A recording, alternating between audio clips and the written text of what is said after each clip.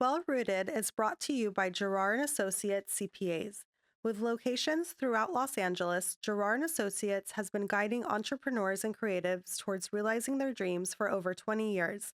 Discover how they can support your vision at girardcpa.com. Hey, it's Hanin. Welcome to another episode of Well Rooted. Today I am joined by Yasmeen Abouremeleh. She is the founder of Ya Albi. I'm sure that you have seen those eye-catching pink tins and bottles of pure Palestinian olive oil all over your feed. And I am sure you might have seen them at the In Between East event last year, and you've probably even seen her collaboration with Huda Beauty. This is one of the coolest brands I have ever seen, and to get to talk to Yasmeen, learn all about Ya Albi and what's to come for the brand has been so heartwarming. I can't wait for you guys to listen to the episode. So without further ado, here is Well Rooted featuring Yasmeen Abouremeleh.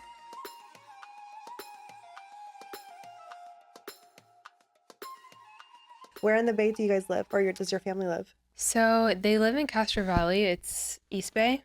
Okay. And then they have a ranch, like a 100-acre land situation, and yeah, That's a dream. it's huge. Um, my dad's dream. I think he's like reclaiming land at this point, But he has like a bunch of land, and so I store a lot of my like olive oil there, and we have like a filling machine, so we like fill the oil there like twice a year. Wow, that's like you guys have like this full operation. Yeah, and so like even it's kind of annoying though, like even yesterday my mom like drove down Mm-hmm. a bunch of like oil, so we're always having to like, okay, like can you drive it down tomorrow? Like I ran Wait, out. how that's like 5 hours. Yeah. Yeah, Yeah. that's amazing. That's a Yeah. commitment. Yeah. I love this. So it's a family project. It's a family project. That's incredible. Yeah. What, how did that start? Because I'm just really curious. We were just talking about like, before we started Well Rooted and kind of my husband and I's mindset, like going into this and how we're pivoting with the firm as well and Mm-hmm. like the businesses we want to work with. My nose just got really runny. But I'm like, what was going on in your head and outside of your head at the time when you were like, I want to focus on this and starting at Albi? I mean, like it was just like a really sad time and like I had a lot of grief. But I wanted to do something where I could help and where other people could feel like they're also helping and they could also have a piece of like Palestine like in their home. And like naturally just like olive oil was like the obvious place to start. It is Hmm. like olive oil is Palestine is olive oil, Yeah. And so my mom had the idea. She's like, "Why don't we do olive oil?" And I was like, "Why not?" And at that time like I had stopped working in fashion and I was looking to start something of my own, like Hmm. something that mattered, like something important. Yeah. So I was like, okay, I'm gonna take over like what it looks like I'll do it, like let me make it cute, and like that's kind of just like how it started. And I needed like something to like I needed to start this as much as like I don't know how to say it, like I needed it for myself. Like it was a way for me to like get through grief by like making something like real Yeah. and like tangible, like something that would help others and also help myself. Yeah. No, absolutely. And first of all, two things you said. So first of all, olive oil is Palestine, 110%. And a lot of that you've attributed to even your grandmother and how she uses it almost as a medicinal Mhm. thing. And as someone whose Teta has also, treated olive oil as a cure for all ailments, I want you to Mhm. elaborate on that because olive oil really is life for Palestinians. Mhm. It really is. Like when I was younger, um I mean even as a baby, my mom would tell me like she'd be like you be crying and your grandma would like put it on your stomach because she thought you might have like a stomach ache and um like if you had like an ear infection, like they'd rub like olive oil in your Yeah. ears. Like it was literally just like the cure to everything. Hmm. So, It's a household staple. yeah. Besides just an ingredient, it's a staple in all of our homes. Yeah, and I think it's different for like Arab households. I think like when I think about other people or like people in like the US, they see it as like an ingredient Hmm. almost. Like, oh, like we're gonna use olive oil to make salad dressing. But like for us, it's like it's not only just like an ingredient, it's like a condiment. It's like we use it to like flavor things. We like we use it for everything. Literally for everything. I remember one time someone in our family like hurting their ankle and my grandmother heating olive oil and then like massaging the ankle with it and then wrapping it. And she's like, it's good. You're good And now. you're good. And they were walking the next day. That's all I'm gonna say. Yeah, So it might have worked. it's crazy. Dry It, skin, dry stomach skin, aches, hair. hair, I everything. have I have like the frizziest hair naturally, and then it drives my grandmother crazy, and she's like in Arabic, she's just like, if you just take a little bit, on each finger and just Yeah. just like, flatten that out. I'm like, that's not how it works, but Yeah. thank you. Yeah. I think my grandmother, she would take like a shot of it every morning. And Every that's like morning. trending on TikTok Yeah. now. It's a It's a trend now. yeah, So people are catching up. catching up finally. So you're ahead of the game. You're ahead of everybody with Ya Albi. Another point I want to touch on is you co-founded this along with your mom. Mm-hmm. What is that like, first of all, to found a brand with your mom? And also, I know you guys grew up like going to protests, Mm-hmm. together, and I want to know how that also impacts the mission behind Ya Albi as well. Yeah. Well, working with my mom is nice. I mean, like it's someone that I can trust, so Mm-hmm. it's like no matter what, like she's there for me and like I'm right here too. Like it's and we know each other so well, obviously. Yeah. And growing up, both of my parents were really into like activism, for Palestine mostly. Growing up, we went to a lot of protests. Like I remember being in San Francisco, and this is like before most people knew what Palestine Mm-hmm. was. So it was like sometimes it would be like 20 people, or I don't know, just like in Union Square in San Francisco, and just like protesting whenever there would be some sort of like flare up in the Yeah. in the region. Um, so it was always just kind of a part of my life. It was always protests or um, Palestine was like a part of everything, food, protests, conversation, like the news was always on. Um, so I had a very like it was very integrated into my life, Yeah. I guess I'm trying to say. Yeah, It that's was what it like sounds like. it was never like separate. It Mm-hmm. was never like a separate life for me. And I grew up going to Palestine a lot as a kid. Um, I'd go for like a month or two at a time. My mom would like even take me out of school sometimes, and she'd kind of have to like fight with the schools and be like, look, she's gonna learn way more like over there than she's going to in school. Like, give her some assignments. Like, she's coming. I don't care. Like, Hell yeah. so. And that really like builds your identity over time. I Mm-hmm. mean, getting to do that. I don't remember, I didn't have family in Palestine to go visit, but we would go visit Kuwait because that's where our family Okay. was.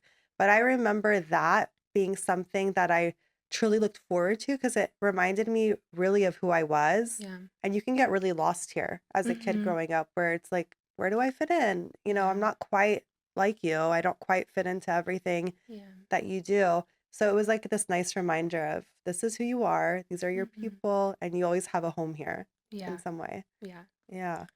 I think like I think I'm just like really grateful I got to go a lot as a kid.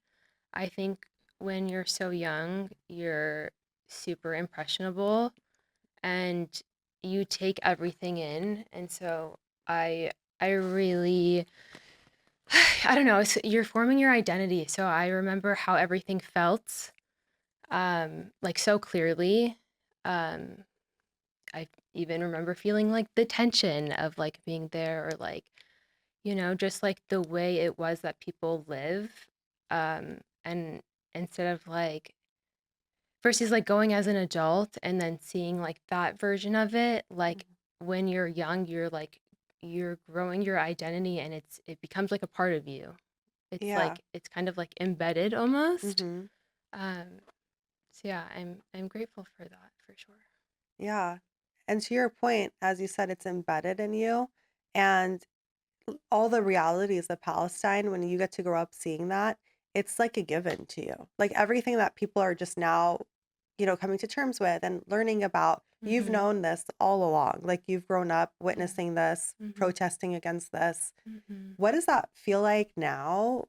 Like to kind of see the world, because you mentioned at at some protests, it was just 20 people. Yeah. And I'm going to assume that a lot of those people were Arab or Middle Mhm. Eastern that were protesting. Mhm. What does it feel like for you now to, as an adult, to get to watch people from all walks of life protest for Palestine? It's honestly crazy. Like, as sad as it is that this is the reason why people are protesting now because of like the horrible things that have like happened, a literal genocide. Um, I I remember like being a kid in school and people were like, what is Palestine? Like Pakistan? Like what are you saying? And Yeah. like I even remember a teacher one time telling me like Palestine is not a place. Like when we would go around saying like where our families are from, like a teacher told me like that's not a country. Like and I don't know. I I'm kind of grateful. Like it feels weird to say, but Mhm.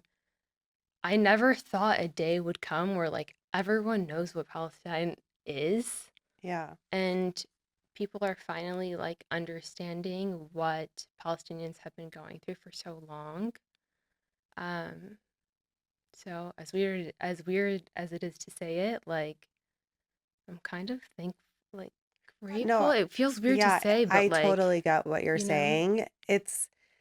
You know what it is? Um, from I think 2022 was like the Sheikh Jarrah thing, right? That mm-hmm, really, I think, alerted a lot of people who had no idea of what was happening, of what was really going on.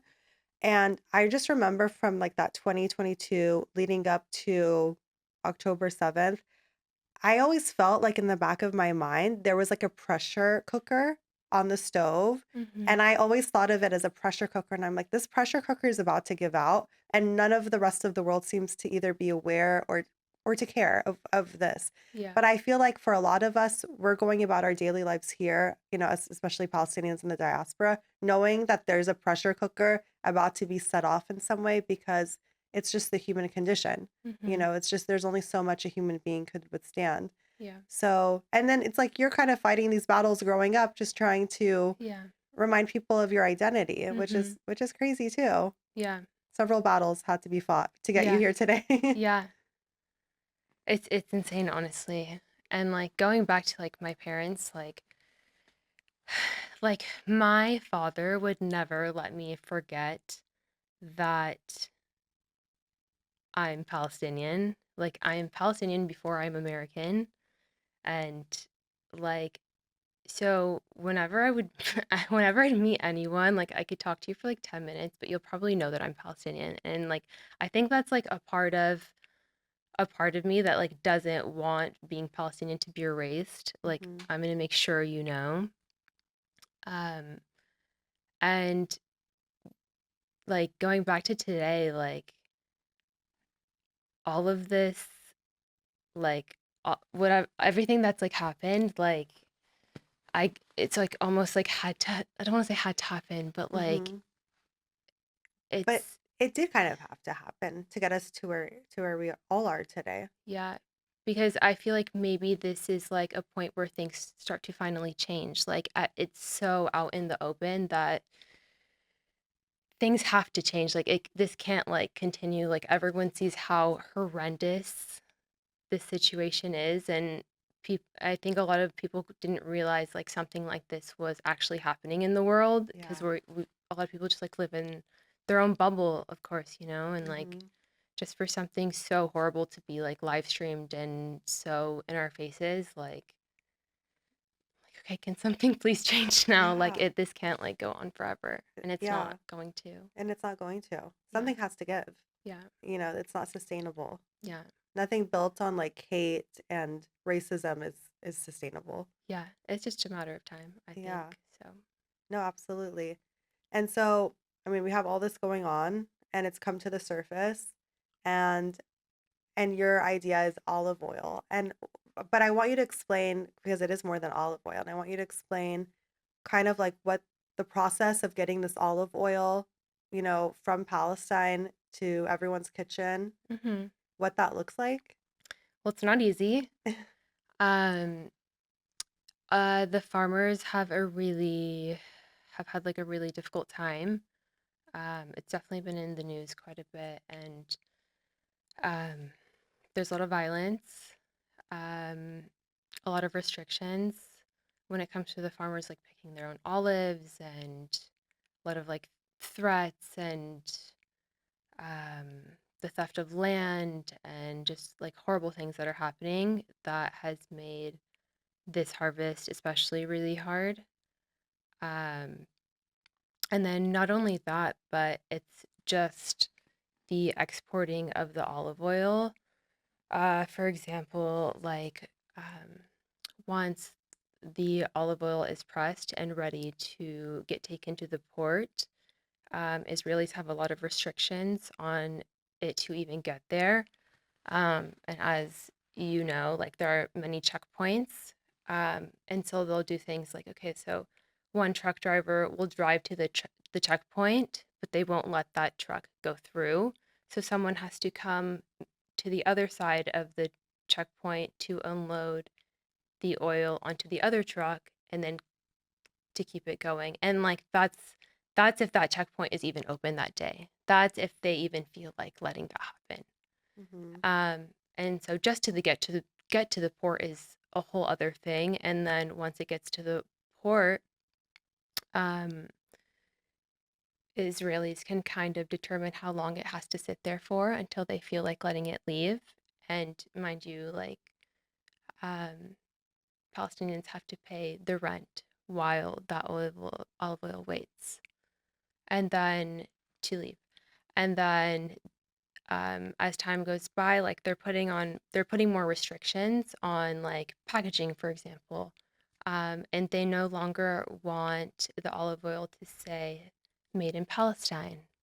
Like they want that they'd rather it say like West Bank, and like Hmm. they don't want watermelons, for example, on the packaging.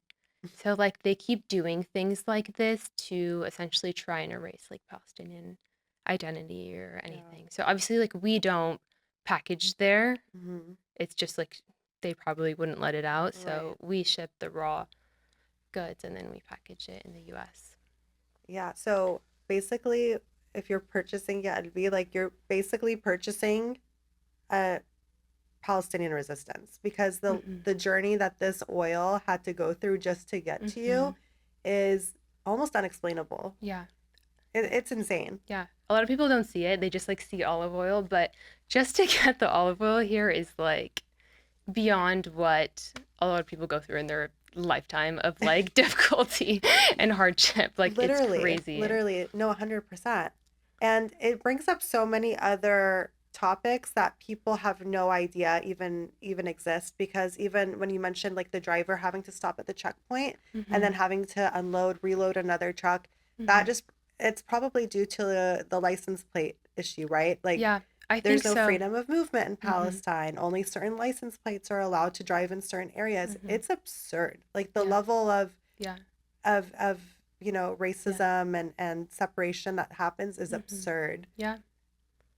Yeah, it's crazy.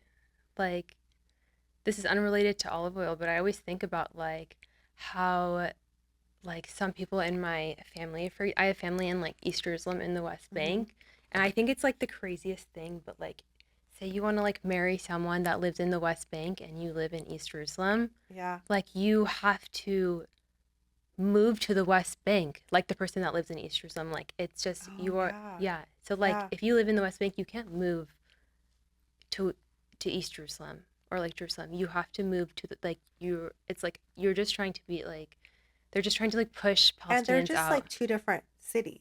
They're right next to each Yeah. other. There is a wall in between them. They're right next. It's just It's insane. It's like we're in Culver. Like if we were just to drive to like Marina Del Rey right now, it's Yeah. not that big of a deal. Yeah. But Palestinians are not privy to a normal, life of like peace and justice and equality. No, And not that's at really all. what it comes down to. Like you're not even freedom of movement. And to your point, when I was in Palestine in 2017, we were staying in Hebron with my husband's relatives, Mm-hmm. and his cousin was getting married to someone from Ramallah, so from the West Bank. Mm-hmm. They had to leave Hebron like 10 hours early just to make the journey to Ramallah to pick up the bride who they were going to Mm-hmm. bring back to Hebron for the wedding. Mm-hmm. Yeah. It, you're not even allowed like a nice wedding, like a Yeah. nice simple Mm. stress-free wedding if No. you're Palestinian. No. And some people still say you like I have a cousin that lives in the West Bank and has to go through a checkpoint to get say like Jerusalem or something Hmm. for work. I think she leaves at 4 in the morning to get to work at like 9 a.m. or something. It's insane. Yeah, and then it's like you said earlier, you don't even know if you're gonna make it through that checkpoint, if it's gonna be open that Yeah. day, who's running that checkpoint, Yeah. And what there's kind of day no have they had. yeah. There's no rules. It's like, oh, I don't feel like opening this today. Go back home. You know? It depends on that person's mood. Yeah, and that's really what it comes down to is that Palestinians shouldn't be at the mercy of anyone else. Hmm. No one should be at the mercy of anyone else just because of their race or their ethnicity. Yeah. Makes no sense. It's insane. I remember when I was younger, I like my family would like put me in the front seat Ooh. because like I didn't cover my hair and I was like blonde and like whatever and my I'd had like we'd put like my aunt in the back that had like her hijab on Mm. to try and like not trigger like the Israelis at the checkpoint. So like maybe they would just like see me and be like they would normally speak Hebrew to me because they assume I'm like Jewish, yeah and like Caucasian. yeah. Yeah. So I was like, okay, let's try it. Like let's not deal with like getting pulled over and like them checking the car and then we have to go out into the scanners and they it's like you don't It's always want brutal. that. It's No, nobody wants that. nobody wants And you that. were a kid. I was a kid. I was a kid. Yeah, there are so many things. I remember my parents told me one time, like, I think we were on the way to the airport, Hmm. and I was too young to remember. I was maybe like 2 or 3, but like Israeli soldiers like shot at the car I was in. They missed, but they shot at the car I was in, and my mom told me she was like, "I've never seen your dad move so fast. He like threw me to the ground of like the car." But it's just like goes to say like it doesn't matter like And you're an American citizen. yeah Yeah. And yeah like no one is safe. No non-Jewish citizen or person is safe in occupied Palestine. mm-hmm. Period. Like you're just not, and you No. never know because you're essentially at the mercy of these gun-happy teenagers that are working checkpoints. Mm-hmm. They are the rule of the land. They are the law of the land, and it's horrific. And that experience that your dad had with you is the daily experience that probably still haunts him. Probably, by the way, I'm assuming as a parent, like I went through a similar experience at a checkpoint, also going to the airport, where we had two toddlers, like a baby and a toddler at the time, Mm-hmm. and we only had one car seat. The driver was like freaking out. He's like, we like they will make this a big deal If you have two. because I had two kids and only one car seat Okay. in that Yeah. car, and we were just trying to get to the airport. Right. And he's like, he told my husband to get down and walk with the baby. He's like, just cross the street and we'll come and pick you up from that gas station. Mm-hmm. So, and it's hot, it's a summer, and in Palestine. So my husband gets out, crosses before we get to the checkpoint.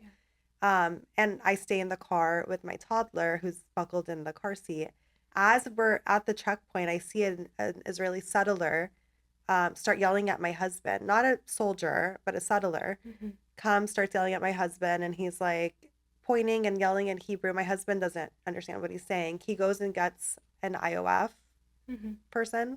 I don't even want to call them soldiers. Yeah. Who comes over and, you know, and I'm sure this is like the biggest inside joke for Palestinians, commands my husband to throw his passport to him because they're afraid to approach Palestinians.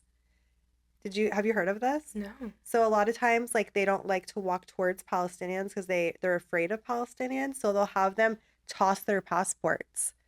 They were like 10 feet away. An IOF or like Yeah. the IOF? The So IOF he'd be had like, my throw me your husband passport. throw his passport to him. Interesting. No, Yeah. because usually when you pull up to the checkpoint, there's like gun in your face. Exactly. Like literally, the gun is in there before you even finish rolling the window down. Yeah, it's right there when you pull up. Like they don't care who's in the car. No. You know, adults, children, they don't care.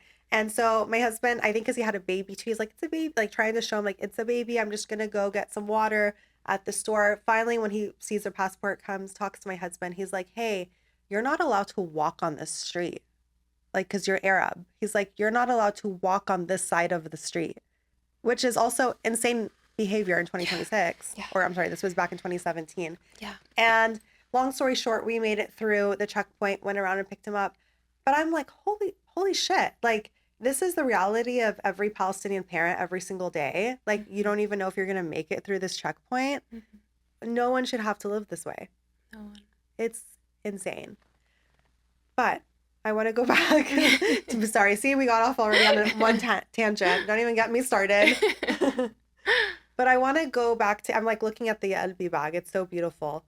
Thank you. I want to talk about, you know, your background in design and how you created this world of Ya Albi, because it's stunning and it really stands out in comparison to everything else in its category.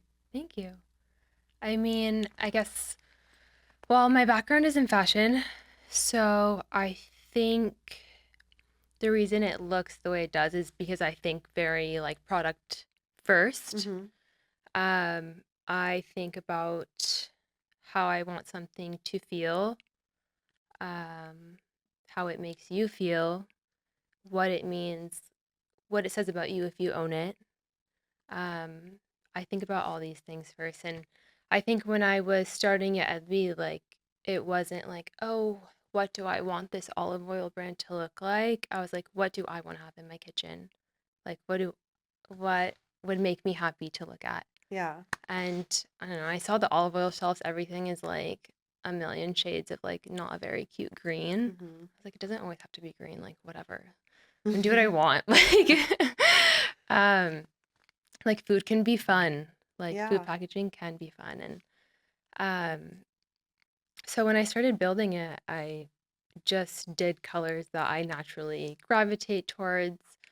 And, you know, I was building this at a time of like a lot of sadness, but I didn't want that to show through what I was doing because yes, there's a lot of grief when it comes to being Palestinian and to Palestine, but there's also so many other things like we are all people that like have love and like fun and like joy in our lives, and so I wanted to highlight that and like it can, you know, hold many truths at once, and I wanted to show like I was going through a hard time, so I wanted to show like I wanted to have something that would make me feel happy.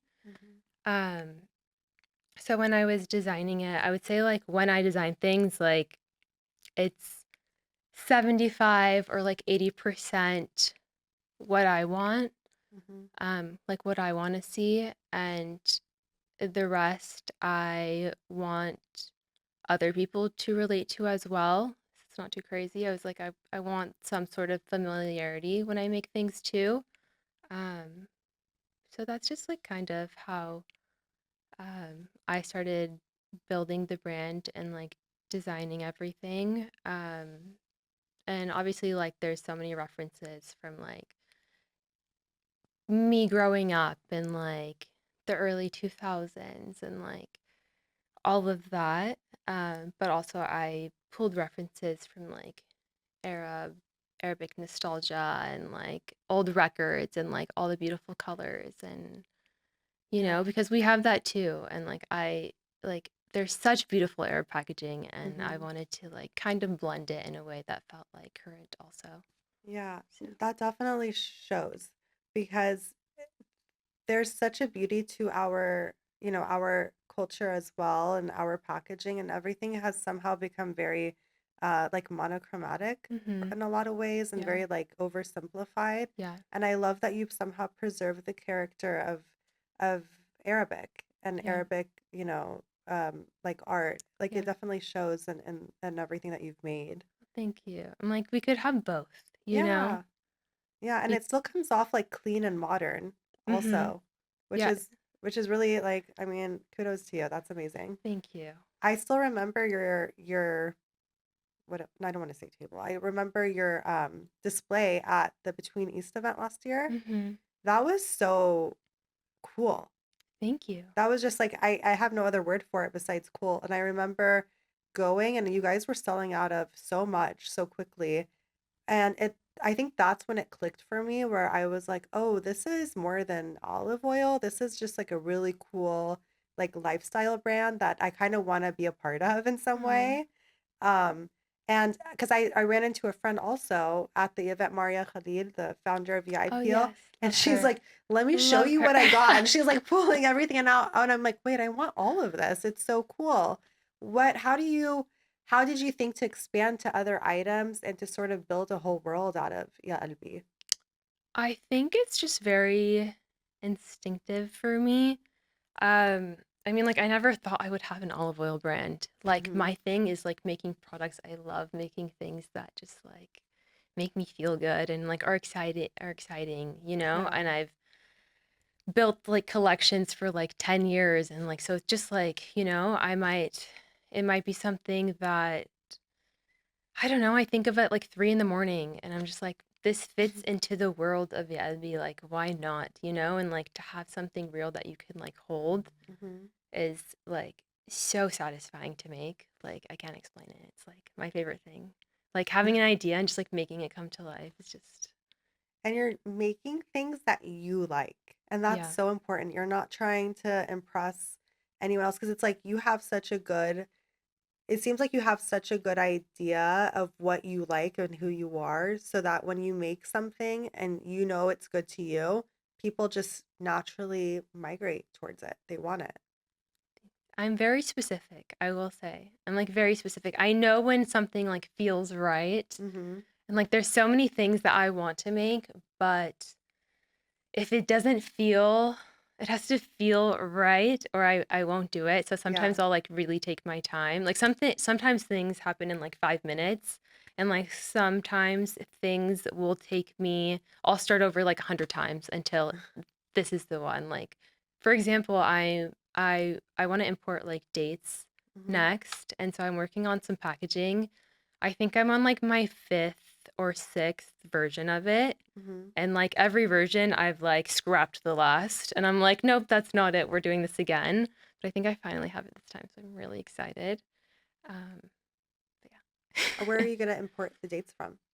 they're gonna come from Jericho, Riha. Okay. Yeah, That's really cool. And I yeah, love that you're branching out, from just doing the olive oil too. yeah, That's, I yeah. mean, that's Because a great idea. we do have so much more than that. And I remember being a kid and like going to Riha, and I was like, this is the most beautiful place. Like I like love it here. I can still remember like the date trees and like the fruits, and it was so beautiful and like yes, like olive oil is like our main thing, but Hmm. also dates are really amazing there and they're very specific. Yeah. They're like chewy and like sweet and like so like it's just our other big thing. So naturally, I think it's my next move, but I can't wait to like branch out and do more and more fun products, but also maybe snacks and I Yes. don't know. There's so All of many it. things. There's so many Yeah. things. There's so many things. And where did the name Ya Albi come from? Well, when I was first starting it, I was at home with my parents for a few months. This was like early October, November, where I needed to be home with my Yeah. family. Um, and I was like thinking of names, and my grandpa was over, and he's like, of course, like an Arab Sita where everything is like Ya Albi, Ya Rohi, like everything, you know. He's like, "What about Ya Albi?" And I was like, "Actually, yeah, Your that's grandfather perfect." thought of the name. Yes. That's the cutest story. Oh my gosh. Yeah, you already have a seal of approval. Yeah, I was like, "Actually, that's perfect."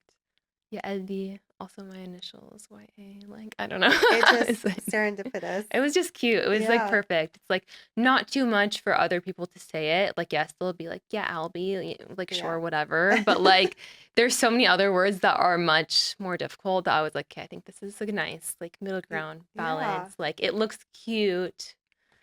No, it's such a clever idea.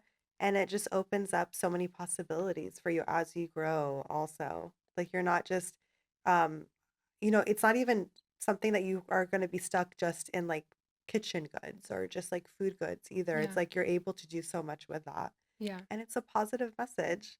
yeah, for It's sure. loving, and that's essentially where this is all born out of. It's your love for your homeland Mm-hmm. and for preserving it. And I want to say reclaiming it, and Yeah. that word gets thrown around a lot. What does it mean to you to reclaim Palestinian goods such as dates and olive oil and the terminology and the design, all of it? I think like reclaiming means not letting other people decide how we're seen.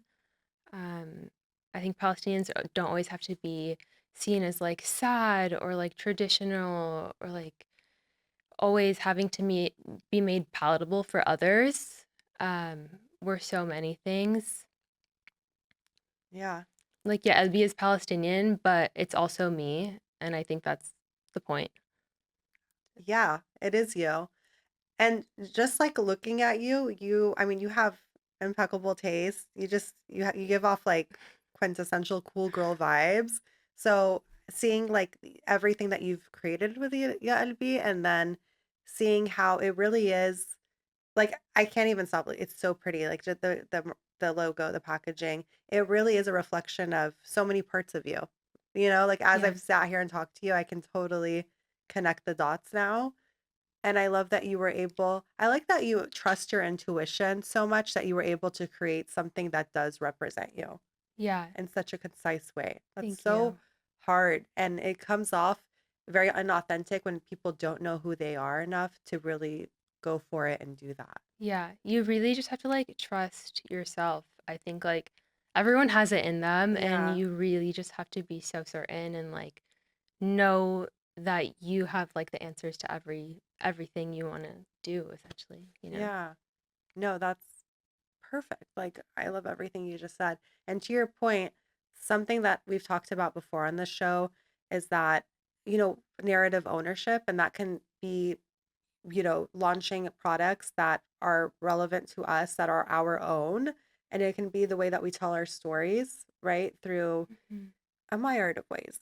And when we reclaim our narrative, we're not existing in someone else's story, it's our story. Mhm. And I think that's really the essence of what Ya Albi represents as well. Thank you. I Yeah. agree. Um, I want to get into something really cool that I saw in my feed not too long ago. You collaborated with Huda Beauty for Mhm. like those limited edition Ya Albi bottles for one of their influencer events. I think it was in Dallas because I'm from Dallas actually, and I have a lot of friends that Oh, were at that really? event, and I Oh, was so cool. jealous. I was like, that is so cool. I've never had FOMO for an influencer event until that day. So tell us about that. Yeah, that was really special. They reached out to me, and it was one of those moments where it's like, oh my God, like I think I'm doing something right. Like Yeah. someone else that is so amazing and like who has been so vocal about Palestine. Hmm. And so for her team to reach out and be like, do you guys want to make something? And it was Ramadan, so it makes it all the more Yeah. special. Um, I felt really, like, grateful and really proud just that it could be in rooms like that. So we took, the tin design and, like, kind of just, like, redid it a bit to, like, Hmm. match their vibe as well and got to gift it out, and yeah, it was really special, and I'm Yeah. so grateful. It was, like, one of our first I think our first collaboration with someone a brand that is so amazing, so Yeah. First of many to come, I'm sure. I hope But so. that is really cool because Huda is like to me, I think is really the blueprint Mhm. for Arab women, for all women. Yeah. But in the way that she, as you said, she's built this empire, like just as a businesswoman, but has been very vocal about her values and Mhm. about her stance on Palestine, unapologetically so. And it's such a good lesson for everyone else. Yeah. Like you can do both. And I Yeah. think that makes you more powerful. Like Mm-hmm. you don't have to be afraid to say what you think and how you feel. And I think that makes you so much more cool. Yeah. Oh, 100%. So Yeah. No, congrats on that. That's really cool. thank you. Um, and you, I mean, that's a win. And as I said earlier, I think before we started taping or while we were taping, I ran into your product in Huntington Beach, California. I've seen it in Marina Del Rey at a coffee shop here. And it's always like this fun moment for me as I'm like, yeah, fuck yeah, yeah, we have Palestine on the shelves here, like all over California, and I'm pretty sure you're in other states as well. Mhm. You're all Yeah, over. all over the country. Yeah. Um, yeah, all over the US. There's like a couple internationally. There's a couple in Canada. Um, but yeah, all of our stockists are, we list them online on our Hmm. website. Um, but honestly, can't wait to continue to grow all over the world and to other countries and continents. So hopefully soon. Hopefully. Yeah. And I am so confident that you will like conquer everywhere. Yeah. But I do want to mention that you did run into a kerfuffle not too long ago here in LA. I mean, not to call anyone out by name, but like Laurel Hardware, Laurel Laurel Supply, Supply, same sorry, not owners. Laurel. Oh, It's is it the okay. same owner? Yeah. Okay, okay. Um, they refuse to stock the shelves with Ya Albi. Is that what it is? Well, the buyer from Laurel Supply bought olive oil from us. Okay. They even asked for the first order to be free, which I don't normally do, but I was like, okay, like this could be like great exposure. Yeah. Sure, I wanted to support also, so I was like, okay, sure. So I drop off oil, and the buyer was like, okay, it'll be out on the shelves in like a couple days. Like we have to move some things around. I was like, okay, great, really excited. Um, you know. And then I get an email a couple of days later, and it basically says that the one of the owners pulled it off the shelf, um, kind of as soon as they saw it. Wow. So I think that just kind of like said a lot. And like after doing this for a few years, you kind of start to understand when stores say, yes, we'll buy your olive oil, or no, thank you, or like the way that they say no. And I'm like, Hmm. I know what that means. Like, Yeah. could be wrong, but most of the time I mean, your intuition served you pretty well up until now, so yeah. But I think like just like the owner pulling it off the shelf immediately, um, said everything that like we kind of needed to know. Um, and yeah. Okay, well, we won't be going there again anytime soon. No, and like there were some other things that happened like online which kind of like proved the With point. the same store? Yes. Oh, Yeah, okay, yeah. okay. So my intuition was not wrong. Yeah, yeah. But it's good to know where to avoid. Yeah, it's, I normally wouldn't be dramatic about it, but I think it's really important for us and everyone to know like where we're spending our money, like in a value sense. Like I want to spend my money with people that have the same values as me. Like Yeah, we 100%. get to, they get to decide who they want on their shelves. That's fine. I also get to decide where I spend my money. So, 100%. And for those that aren't in LA, sorry, it's not Laurel Hardware, Laurel Supply supply. is a specialty market here in Los Angeles. So they do already carry products from typically from all over. Um, they're supposed to be catering like to small businesses.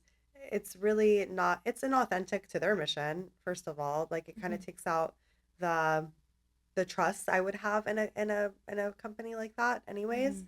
But yeah, people should know where their money is going. They should Mhm. be intentional with how they spend their money. And they should, like, if I see Palestine on a shelf, I'm gonna buy it. Like, even if it Mhm. costs more than everything else on that shelf, I want that one, you Yeah. know? And that's what being intentional is. It's maybe, going to this doctor or this dentist, even if it's like 10 miles, but I want to support maybe someone in my Yeah. community. It's maybe ordering the thing, even if there's like others on the market that would get to me faster, or I think is less expensive or more accessible. Like, no, I Hmm. want to support really specific brands, and money is power. So it really is, you're deciding who you're giving power to when you do spend. Yeah. And money is also energy, and we want to share that with things that align and like give back and things Yeah. that we love. So, We've already talked about kind of going in the direction of launching dates soon. hmm What else? What does success look like for Ya Albi 5 years from now in your eyes? I I want it to be like the household Palestinian food brand, but also has cool things. And I think right now one of my main goals is just like spreading it. Hmm. There are so many, requests for it to be all over the world, and it's a huge logistical thing for me. But yeah, for me, it's just for people to have access to it all Hmm. over, and for people to know it and love it and see it and feel something and be happy to have a little piece of Palestine with them. So, Yeah. yeah. Last question, we always wrap up with this. What does being well rooted mean to you? I think being well rooted means knowing where you come from, but not being trapped by it. Um, I think it gives you like a grounded place to be able to grow from. Hmm. And that's how I think of Ya Albi. It comes from like my family and all these memories, but it's not like stuck in the past.